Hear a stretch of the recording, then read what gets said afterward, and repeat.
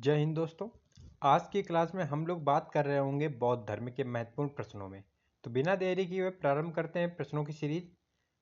पहला प्रश्न करा, बौद्ध संगीत में थेरी गाथा। यहीं से एक प्रश्न बन जाता है। याद रखना है, थेरी गाथा बौद्ध साहित्य है। किसका साहित्य है? तो बौद्ध धर्म का साहित्य है। ठीक, ऑप्शन में रख देगा कि जैन धर्म का, बौद्ध धर्म का, भगवत का या शैव धर्म का। तो आपको याद रखना है बौद्ध धर्म का है। तो बौद्ध साहित्य में थेरी गाथा निम्नलिखित में से किस निकाय से संबंधित है? थेरी गाथा में क्या है कि जो बौद्ध भिक्षुणियां हैं उनके गीतों का संग्रह मिलता है और इसका संबंध खुद्दक निकाय से माना जाता है। D number is the correct answer. अगर हम लोग बात करें तो D number is the correct answer. ठीक, अगर हम लोग बात करें संयुक्त निकाय में, तो संयुक्त निकाय में क्या रखना है कि जो गौतम बुद्ध का प्रथम उपदेश यानी धर्मचक्र प्रवर्तन जिस घटना को कहा गया उनका संकलन है, यानी उनके बारे में कहा गया। किसमें? संयुक्त निकाय में। अंगुत्तर निकाय की बात करें तो अंगुत्तर निकाय लगभग आपको पता है 16 महाजनपदों का उल्लेख बौद्ध धर्म के किस साहित्य में मिलता है? तो अंगुत्तर निकाय में मिलता है। जैन धर्म के किस साहित्य में मिलता है? तो भगवती सूत्र में मिलता है। ठीक, तो अंगुत्तर निकाय में 16 महाजनपदों का उल्लेख मिलता है। अगर हम बात करें मध्यम निकाय की, तो मध्यम निकाय में क्या है कि जो बौद्ध धर्म के सिद्धांत हैं, बौद्ध धर्म के सिद्धांत, इन सिद्धांतों की व्याख्या की गई है। किसमें? मध्यम निकाय में। लेकिन इसका आंसर क्या हो जाएगा? खुद्दक निकाय। क्या है? थेरी गाथा का संबंध है। अगला प्रश्न, सूची 1 को सूची 2 से मिलाना है, यानी गौतम बुद्ध के जीवन की कुछ घटनाएं हैं, उनको किस रूप में जाना जाता है, वो प्रश्न है। कर जन्म, तो जन्म का प्रतीक कमल और साण माना जाता है। प्रथम प्रवचन धर्मचक्र प्रवर्तन सारनाथ में। महाबोधि यानी ज्ञान की प्राप्ति बोधि व्रज बोध गया में। त्याग यानी अश्व घोड़ा, घर त्याग का प्रतीक क्या है? घोड़ा। और घर त्याग की घटना क्या कहलाती है? तो महाविष निष्क्रमण। और वहीं पे मृत्यु की घटना महापरिनिर्वाण। ठीक, तो क्या हो जाएगा? 4 2 1 3। 4 2 1 3। D number is the correct answer. अगला प्रश्न, बोधि प्राप्त करने के पूर्व ज्ञान की खोज में सिद्धार्थ गौतम किन आचार्यों के पास गए? अलारकलाम के पास गए, ये वैशाली में थे। उद्दक रामपुत के पास भी गए, ये राजगृह या राजगीर में थे। इन दोनों लोगों से मिले, दोनों लोगों से, लेकिन शांति न मिली। अतः बोध गया में जाकर बोधि वृक्ष के नीचे 6 वर्षों की कठिन तपस्या के बाद 35 वर्ष की आयु में ज्ञान की प्राप्ति हुई। ठीक, तो पहला और 1 और 2 ऑप्शन में D number is the correct. अलार कलाम और उद्दक रामपुत से मिले। अगला प्रश्न, बौद्ध धर्म के विस्तार के कारणों में सम्मिलित थे, यानी बौद्ध धर्म का विस्तार अंतरराष्ट्रीय स्तर पर हुआ। इसका कारण क्या रहा? धर्म की सादगी, बिल्कुल सही है। दलितों के लिए विशेष अपील, ये भी सही है। धर्म की मिशनरी भावना, बिल्कुल। जब बौद्ध धर्म के दीपवान महायान दीपवंश महावंश हम साहित्य पढ़ते हैं तो उसमें उल्लेख मिलता है कि अशोक ने बौद्ध धर्म के मिशनरियों को कई देशों में कई जगह भेजा। जैसे प्रश्न बनता है कि लंका कौन गया? तो महेंद्र और संघमित्रा। महेंद्र और संघमित्रा कहाँ गए? लंका गए। कश्मीर कौन गया? तो धर्मरक्षित। धर्मरक्षित कहाँ गया? कश्मीर गया। तो ये भी सही है। चौथा, स्थानीय भाषा का प्रयोग, बिल्कुल सही है। ठीक, दार्शनिकों द्वारा वैदिक भावना की सुदृढ़ता, ये बौद्ध धर्म से संबंधित नहीं है, क्योंकि बौद्ध धर्म नास्तिकवाद धर्म है। जबकि वैदिक भावना की सुदृढ़ता की बात करें तो ये आस्तिकवाद धर्म पे चला जाएगा।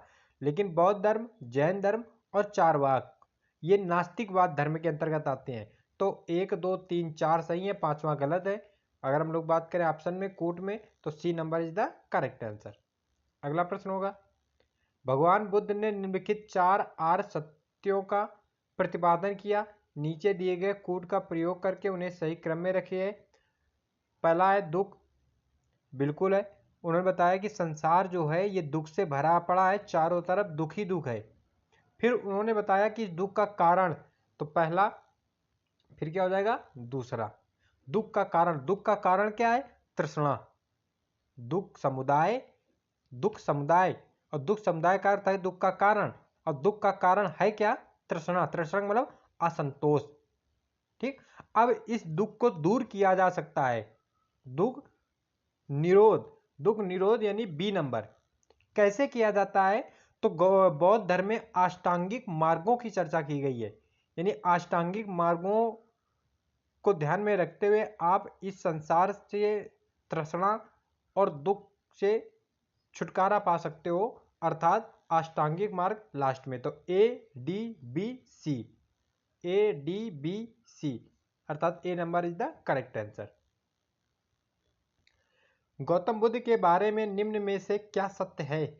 वे कर्म में विश्वास करते थे, आत्मा का शरीर में परिवर्तन मानते हैं, निर्वाण प्राप्ति में विश्वास करते हैं, ईश्वर की सत्ता में विश्वास करते हैं।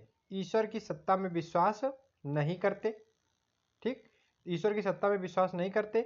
ऊपर के तीनों सही है। कर्म को मानते हैं, पुनर्जन्म को मानते हैं, आत्मा का शरीर में परिवर्तन मानते हैं, निर्वाण प्राप्ति में विश्वास करते हैं, बिल्कुल ठीक। तो 1 2 3, ऊपर के 3 सही है, चौथा नंबर गलत है। अगला प्रश्न, बौद्ध धर्म के विषय में कौन सा कथन सही है?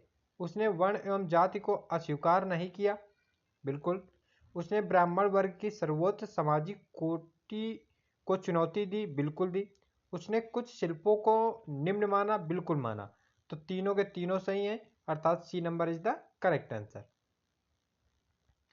बौद्ध दर्शन के अनुसार विचार कीजिए। पुनर्जन्म नहीं होता, होता है, गलत हो गया ये। आत्मा की सत्ता नहीं है, इसके कारण पुनर्जन्म नहीं होता, ऐसा नहीं है, ठीक है। यानी दोनों कथन पहला गलत है। आर आत्मा की सत्ता नहीं होती, आत्मा की सत्ता होती है, अर्थात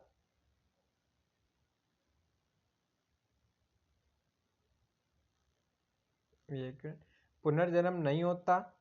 जबकि क्या हुआ कि गौतम बुद्ध पुनर्जन्म में विश्वास रखते हैं।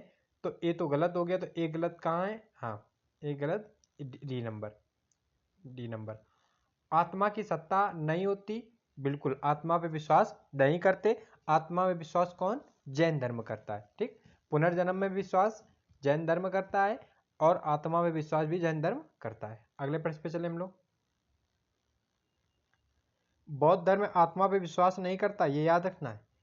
निम्नलिखित वक्तव्यों पर विचार कीजिए तथा नीचे के कूट से सही उत्तर का चयन कीजिए। सर्वाधिक वर्षा वासों में गौतम बुद्ध श्रावस्ती में रहे, बिल्कुल। अपने जीवन के सर्वाधिक वर्ष गौतम बुद्ध ने श्रावस्ती में व्यतीत किए, और सबसे ज़्यादा उपदेश भी श्रावस्ती में दिए, और सबसे ज़्यादा उनके शिष्य अनुयायी भी इसी क्षेत्र के थे। श्रावस्ती के राजा प्रसेनजीत गौतम बुद्ध की आयु के थे, बिल्कुल सही है। अब इसके कारण गौतम बुद्ध श्रावस्ती में नहीं रहे कि वो हम उम्र थे। तो ए और आर अपने आप पे तो सही है, लेकिन आर जो कारण है कथन की व्याख्या नहीं करता। तो क्या हो जाएगा? ए और आर तो सही है, लेकिन ए की सही व्याख्या आर नहीं करता। यानी हम उम्र होने के कारण वहां नहीं रहे, वो कोइंसिडेंसी बन गई कि वहां रहे, और उस दौरान वो शासक जो थे प्रसेनजीत, वो उनके हम उम्र निकले, ठीक। अगले प्रश्न पे चले हम लोग। बुद्ध का जन्म हुआ था, तो बुद्ध का जन्म कपिलवस्तु के लुम्बिनी ग्राम में हुआ था, लुम्बिनी ग्राम। तो B number is the correct answer. अगला प्रश्न है, गौतम बुद्ध की माँ किस वंश से संबंधित थी? तो गौतम बुद्ध की माँ संबंधित थी कोली वंश की, कोली वंश की संबंधित थी, ठीक। और साकगढ़ के राजा, यानी पिताजी का संबंध किससे था? साकगढ़ से, साकगढ़ से राजा का संबंध था। पिताजी का नाम क्या था? तो गौतम बुद्ध के पिताजी का नाम शुद्धोधन था, ठीक। इसी वजह से गौतम बुद्ध को शाक मुनि भी कहा जाता, तथागत, शाक मुनि, गौतम बुद्ध, सिद्धार्थ। अगले प्रश्न पे चले हम लोग। लुम्बिनी गौतम बुद्ध का जन्म स्थान था, इसका समर्थन किसके एक अभिलेख से होता है? तो अशोक के अभिलेख से होता है। अगले प्रश्न पे चलते हैं हम लोग। बुद्ध की मृत्यु जहां हुई थी वह स्थान अब कहाँ है? तो बुद्ध की मृत्यु कुशीनगर में हुई थी, और कुशीनगर वर्तमान में किस राज्य के अंतर्गत आता है? तो उत्तर प्रदेश के अंतर्गत आता है, उत्तर प्रदेश और बिहार की सीमा पर। तो डी नंबर करेक्ट आंसर। अगला प्रश्न है, महात्मा बुद्ध का महापरिनिर्वाण किसके गणतंत्र में हुआ, यानी कुशीनगर में हुआ। तो कुशीनगर में किनका शासन था, तो याद रखना मल्लों का शासन था। किनका था, मल्लों का। अगला प्रश्न, बुद्ध के महापरिनिर्वाण की लगभग तिथि मिलती है 483 बीसी। 563 में तो उनका जन्म होता है, 483 यानी ईसा पूर्व यानी बीसी के आसपास इनका जन्म माना जाता है। करीब 80 वर्ष की उम्र में इनका महापरिनिर्वाण होता है। अगला प्रश्न, सारनाथ में अपना प्रथम प्रवचन किसने दिया, तो सारनाथ में अपना प्रथम प्रवचन महात्मा बुद्ध ने दिया, और यह घटना क्या कहलाती है, धर्मचक्र प्रवर्तन कहलाती है। बुद्ध के जीवन की घटना को महाभिनिष्क्रमण के रूप में जाना जाता है, यानी महाभिनिष्क्रमण के रूप में जाने जाने वाली घटना है उनका गृह त्याग। और गृह त्याग का प्रतीक क्या है, तो अश्व। अगला प्रश्न, बुद्ध के उपदेश किससे संबंधित हैं, तो बुद्ध के उपदेश जो संबंधित है आचरण की शुद्धता व पवित्रता से संबंधित है। डी नंबर करेक्ट माना जाएगा। अगला प्रश्न है, भारतीय कला में बुद्ध के जीवन की किस घटना का चित्रण मृग सहित चक्र द्वारा हुआ है, तो मृग सहित चक्र द्वारा प्रथम उपदेश की घटना का हुआ है। C number correct answer. अगला प्रश्न, बुद्ध ने अपना अंतिम उपदेश निम्नलिखित में से किस शिष्य को दिया, तो अंतिम उपदेश कुशीनगर का पारिव्राजक संत था, नाम था सुभद्र। तो सुभद्र नामक व्यक्ति को उन्होंने अपना अंतिम उपदेश दिया। तो C number is the correct answer. ठीक, आनंद और उपाली तो इनके प्रिय शिष्य थे। अगला प्रश्न है, बोध गया में महात्मा बुद्ध ने 2 बंजारों को उपदेश देकर अपना उपासक बना लिया। निम्नलिखित में से वे 2 बंजारे कौन थे, मलिक और तपस्सु। ए नंबर करेक्ट आंसर है। अगला प्रश्न है, बौद्ध संघ में भिक्षुणियों के रूप में स्त्रियों के प्रवेश की अनुमति बुद्ध द्वारा दी गई थी। कहां से दी गई थी, तो याद रखना है वैशाली से। और प्रवेश करने वाली पहली महिला तो प्रजापति गौतमी अर्थात उनकी मौसी। किसके कहने पर, तो उनके प्रिय शिष्य आनंद के कहने पर। अगले प्रश्न पे चलते हैं हम लोग, निम्नलिखित में से कौन बुद्ध के जीवन में ही संघ प्रमुख होना चाहता था, तो याद रखना है देवदत्त, उनका चचेरा भाई देवदत्त संघ प्रमुख होना चाहता था। ठीक, अगला प्रश्न है, निम्नलिखित में से कौन सा बौद्ध पवित्र स्थल निरंजना नदी पर स्थित है, तो निरंजना नदी पर स्थित है बोध गया।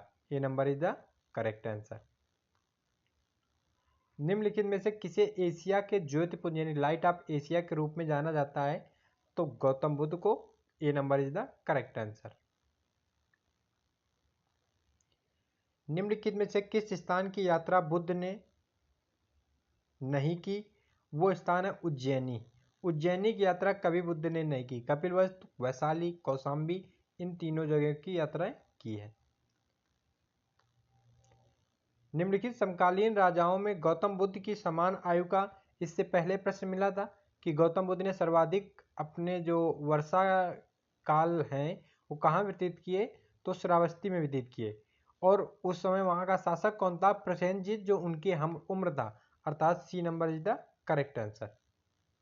अगला है, बुद्ध कौशाम्बी किसके शासनकाल में गए, तो उदयन के शासनकाल में गए। उदयन के शासनकाल में कौशाम्बी गए। बी नंबर करेक्ट हो जाएगा। अगला प्रश्न है, गौतम बुद्ध के समय का प्रसिद्ध वैद्य जीवक किसके दरबार में था, तो प्रसिद्ध वैद्य जीवक था बिंबिसार के दरबार में, हर्यक वंश का शासक बिंबिसार। अगला प्रश्न है,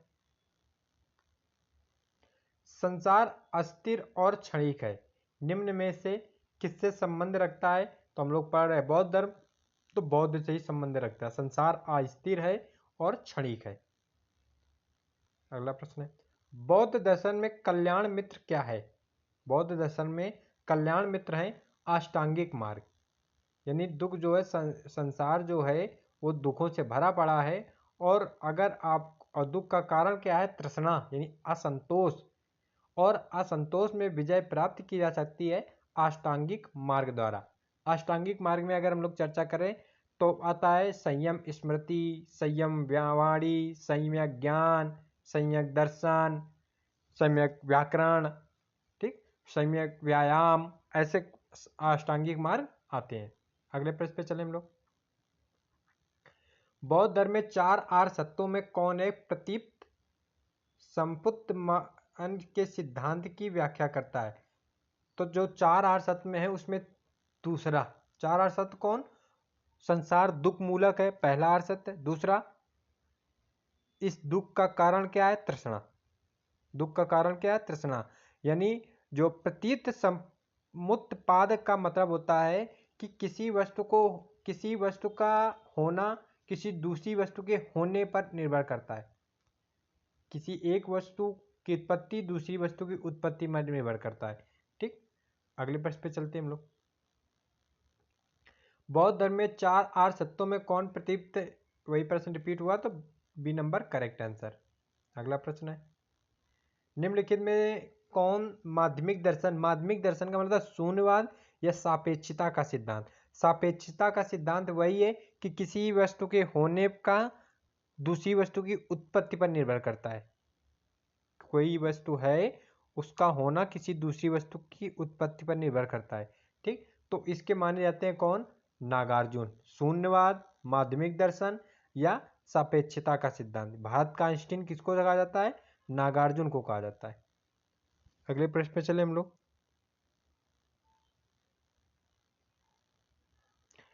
निम्न विद्वानों में किसने तिब्बत में बौद्ध धर्म के वज्रयान संप्रदाय की स्थापना की? तो वज्रयान संप्रदाय की स्थापना की पद्मसंभव ने। वज्रयान संप्रदाय की स्थापना पद्मसंभव ने की। अगले प्रश्न पे चलते हम लोग।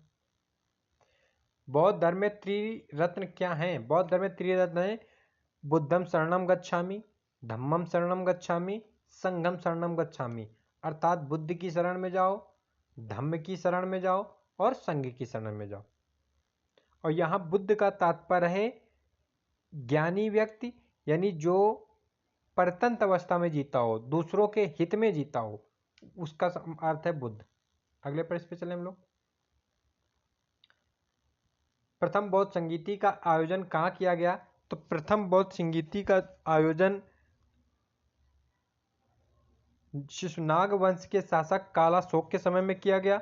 और ये कहाँ आयोजित की गई? तो याद रखना है सप्तपर्णी गुफा बिहार, सप्तपर्णी गुफा बिहार, ठीक। सॉरी, शिशुनाग वंश का नहीं, अजातशत्रु के समय की गई। हर्यक वंश का शासक है अजातशत्रु। शिशुनाग के समय दूसरी की गई दूसरी बौद्ध संगीति शिशुनाग वंश के शासक कालाशोक के समय की गई। तो प्रथम बौद्ध संगीति 483 यानी गौतम बुद्ध की मृत्यु के तुरंत बाद की गई। उस समय शासक कौन था? तो हर्यक वंश का शासक था अजातशत्रु। भारतीय इतिहास का प्रथम प्रत्यहंता शासक अजातशत्रु। भारतीय इतिहास का कौन सा वंश प्रत्यहंता वंश के नाम से जाना जाता है? तो हर्यक वंश। क्योंकि अजातशत्रु ने अपने पिता बिम्बिसार की हत्या की, इसके बाद इसके पुत्र उदयन, इसके ऐसे ऐसे करके अपने पिता की हत्या कर करके शासक बनते रहते हैं, ठीक। तो B number is the correct answer. अगले प्रश्न पे चले हम लोग। और हाँ, इस पे याद रखना है कि प्रथम बौद्ध संगीति में 2 पिटक आए, विनय पिटक और सुत्त पिटक। एक पिटक है अभिधम्म पिटक। तो अभिधम्म पिटक आता है तीसरी बौद्ध संगीति में, 251 बीसी के आसपास होती है। उस समय शासक है बौद्ध वंश का शासक है अशोक। और जो अभिधम्म पिटक की रचना करते हैं वो मोगलीपुत्र तिस करते हैं। मोगलीपुत्र तिस कहाँ होती है? पाटलिपुत्र में होती है।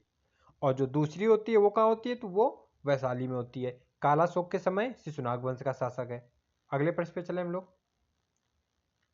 महावंश के अनुसार तृतीय बौद्ध संगीति के पश्चात हिमालय क्षेत्र में कौन गया? तो हिमालय क्षेत्र में गया धर्मरक्षित। किसके लिए? बौद्ध धर्म के प्रचार प्रसार के लिए। लंका कौन गया? महेंद्र व संघमित्रा लंका गए। अगले प्रश्न पे चले। निम्नलिखित में से किस स्रोत में अशोक के राजकाल में तृतीय बौद्ध संगीति होने का उल्लेख मिलता है? तो अशोक के समय तृतीय बौद्ध संगीति होने का उल्लेख मिलता है दीपवंश, बौद्ध ग्रंथ हैं, बौद्ध साहित्य हैं, दीपवंश और महावंश। तो दूसरा और तीसरा करेक्ट, यानी B number is the correct answer. अगला प्रश्न है, निम्नलिखित में से किस बौद्ध ग्रंथ में संघ जीवन के नियम प्राप्त होते हैं? संघ जीवन के नियम प्राप्त होते हैं विनय पिटक में। B number. अगला प्रश्न, मिलिंदपनो, मिलिंदपनो एक ग्रंथ है, मिलिंदपनो ये किस भाषा में है? तो याद रखना पाली भाषा में है। अगला प्रश्न है, निम्नलिखित में से कौन सी बौद्ध रचना नहीं है? तो बौद्ध रचना यमन जातक बौद्ध रचना नहीं है। दशरथ जातक, शिवी जातक, बाबेरू जातक बौद्ध रचनाएं हैं, यमन जातक बौद्ध रचना नहीं है। और बौद्ध गौतम बुद्ध के पिछले जन्म की कथाओं को जातक कथाएं कहा जाता है। निम्नलिखित बौद्ध ग्रंथों में किसमें अनेक प्राचीन लिपियों की सूची प्राप्त होती है? तो अनेक प्राचीन लिपियों की सूची ललित विस्तर में प्राप्त होती है। अगला प्रश्न,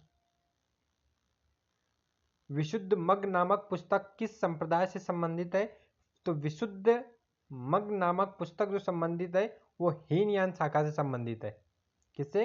हीनयान शाखा से संबंधित है। अगर हम लोग बात करें इसकी रचनाकार कौन है, तो बुद्ध घोष। विशुद्ध मग नामक पुस्तक की रचनाकार कौन है? बुद्ध घोष। अगला प्रश्न,